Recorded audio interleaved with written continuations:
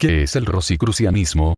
Hemos cogido el primer diccionario enciclopédico que teníamos a mano y hemos leído en el vocablo correspondiente a Rosacruz. Sociedad secreta de origen alemán, siglo XVII, vinculada hoy a la masonería.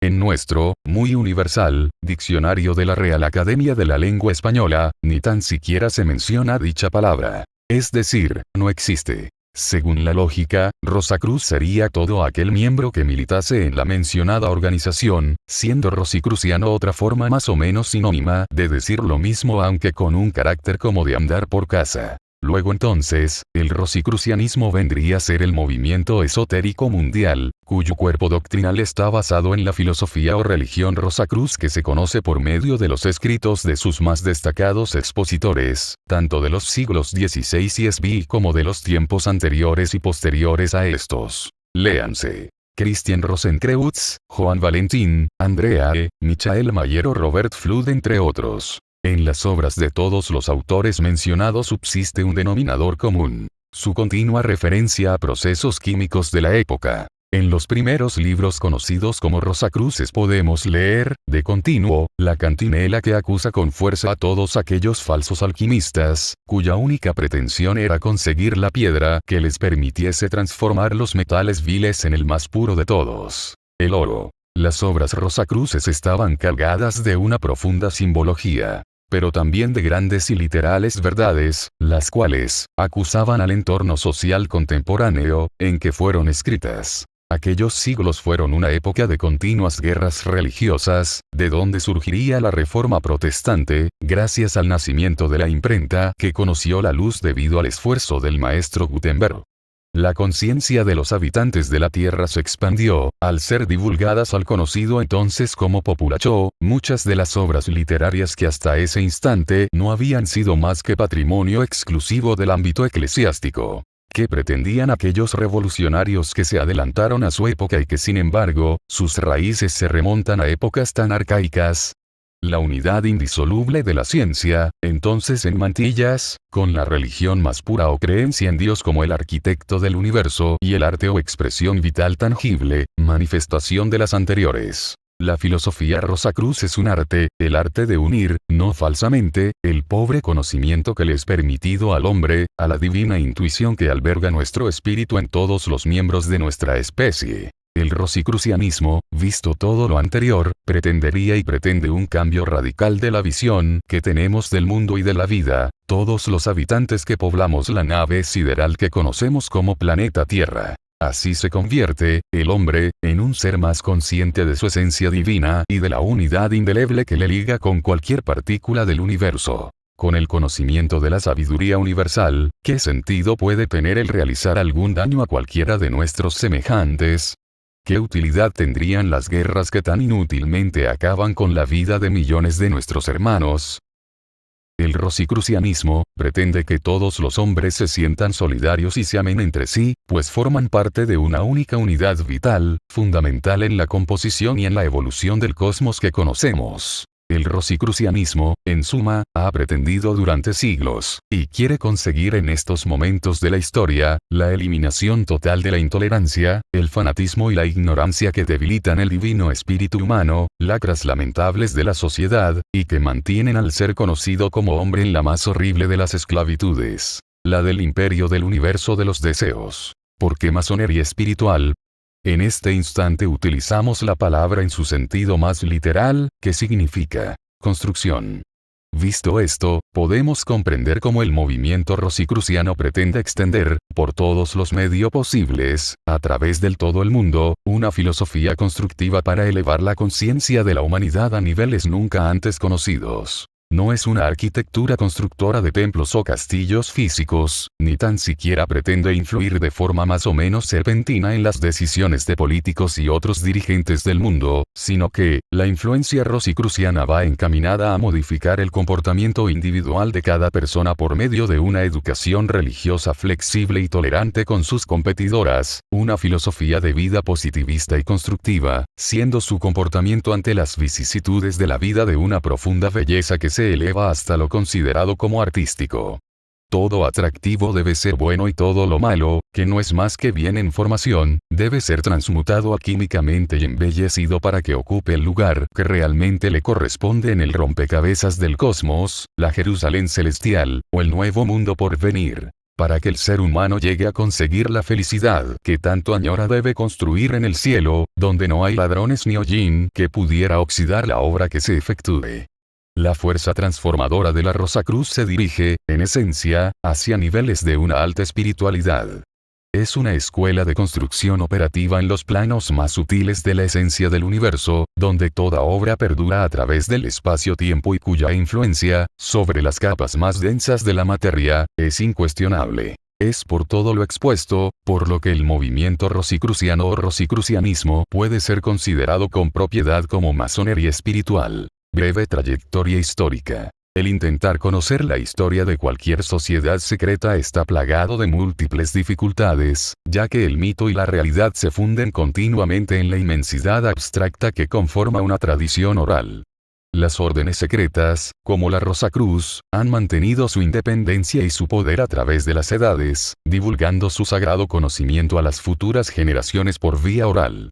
Así, y conociéndolo hasta ahora expuesto, es lógico comprender que todo lo que se diga, en lo referente a la augusta fraternidad, deberá ser acogido por ustedes con cautela, prudencia extrema y sobre todo un bien desarrollado espíritu crítico. Autores de evidente apellido rosicruciano, como Sir Edward Bulwer-Lytton, hacen remontar los orígenes de los primitivos adeptos rosacruces a la época de Caldea, a la de Babilonia o al tiempo de los persas. Lo cierto es, según la tradición dada en la Fama Fraternitatis, parece ser que efectivamente la moderna Rosacruz, desde el siglo XVI hasta el presente, bebió sus conocimientos de fuentes orientales, donde existían conocimientos esotéricos de una considerable antigüedad. La alquimia, la astrología, la medicina, la magia y hasta el conocimiento cosmológico de la más antigua de las civilizaciones, la hindú, fueron adquiridas por el simbólico pero no tan irreal hermano y padre Christian Rosenkreutz. Hermana, en tierras orientales, primero con los místicos hasiditas judíos, con los sufíes islámicos después, y hasta es posible que tuviese contactos con el taoísmo budista. De los judíos aprendería su cábala y de los chiitas sus conocimientos sobre las leyes de la naturaleza y la utilización de las fuerzas elementales que actúan sobre todo lo existente. En el siglo XVII aparecen los pequeños panfletos que harían famosa, de por siglos, a la misteriosa fraternidad. La Fama Fraternitatis de los hermanos de la Augusta Fraternidad de los Rosacruz, la Confessio, continuación obligada de la primera ya que fue profetizada por aquella y las bodas químicas de Christian Rosenkreutz, cuya paternidad es debida al pastor protestante Johann Valentin Andreae, cuyo progenitor fue un fiel seguidor de la Reforma luterana. En las mencionadas obras se nombra, continuamente, al fundador de la orden, al que unos consideran como un simple mito simbólico y al que otros vemos como una verdad histórica, aunque no se encuentren más escritos sobre su persona que los mencionados panfletos, en los que hay que reconocer con humildad, que efectivamente, en ellos, se funden el símbolo y la realidad.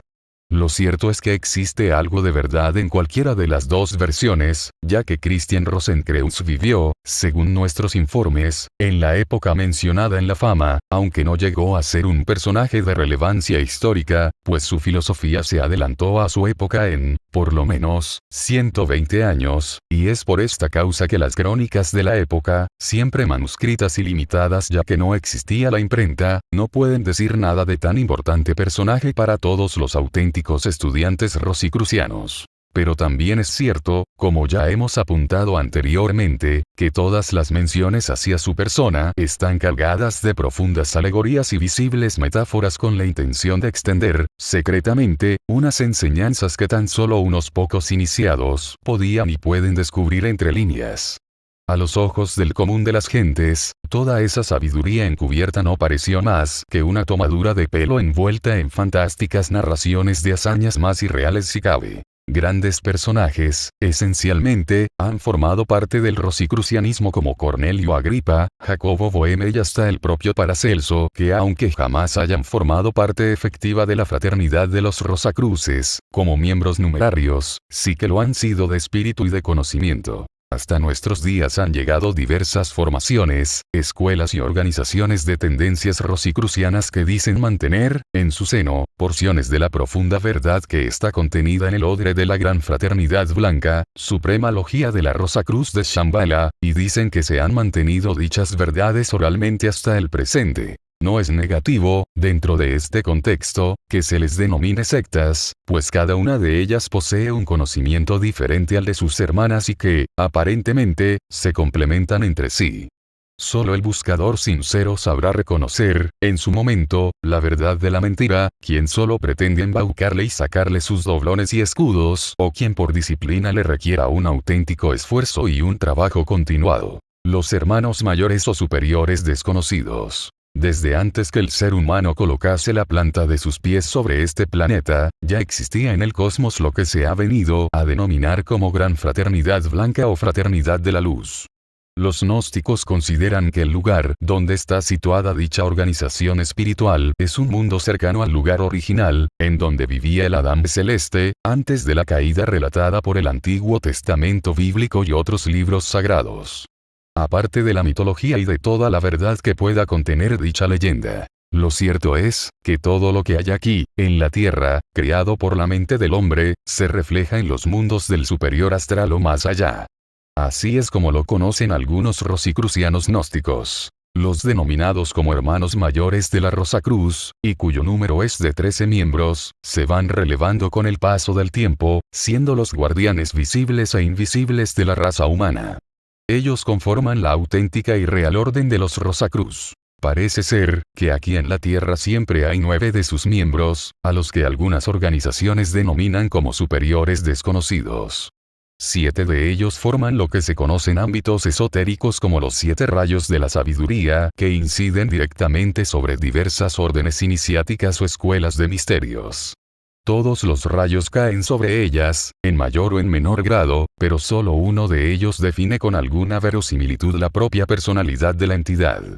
Los otros 2 hermanos mantienen una doble vida, siendo no natos aquí en nuestro universo espacio-temporal y entes angelicales en Shambhala, sede de la Gran Logia Blanca. Estos hermanos influyen, uno sobre las religiones de la Tierra y el otro sobre las ideologías que gobiernan nuestro mundo. Los 9 superiores desconocidos son los encargados de dirigir, correctamente, los efluvios espirituales que sus 4 hermanos, entre ellos Christian Rosenkreutz, les envían desde Agartha para distribuir, dicha energía, entre las potencias culturales, humanitarias y religiosas de la humanidad. Podemos pensar que fulanito de tal, gran político, menganito de tal, gran eclesiástico o setanito, fundador de una importante corriente esotérica, pueden ser hermanos mayores de la Rosacruz que se han encarnado para ayudar a la humanidad y casi con toda seguridad estaremos equivocados. Los superiores desconocidos son invisibles en el significado figurativo del término, y lo son en el más amplio aspecto, pues pasan desapercibidos manejando una ingente fuente energética, la cual dirigen hacia otros seres, más nimios o triviales, que son las auténticas cabezas visibles productoras de todo el bien que puede contemplarse en el planeta Tierra.